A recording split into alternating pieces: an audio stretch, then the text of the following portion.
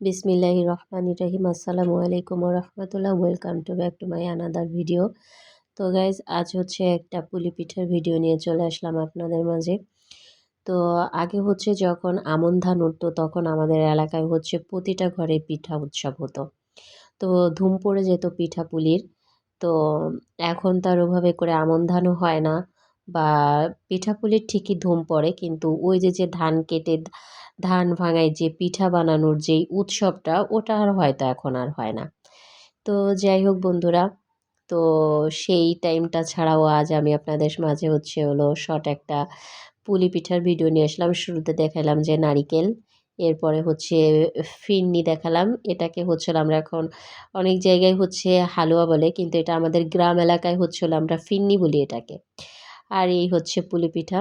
তো বন্ধুরা, ভিডিওটা কেমন লাগলো অবশ্যই কমেন্ট করে জানাবেন, আর ভিডিওটা ভালো লাগলে আমার চ্যানেলটাকে একটা সাবস্ক্রাইব করে দেবেন। আল্লাহ হাফেজ।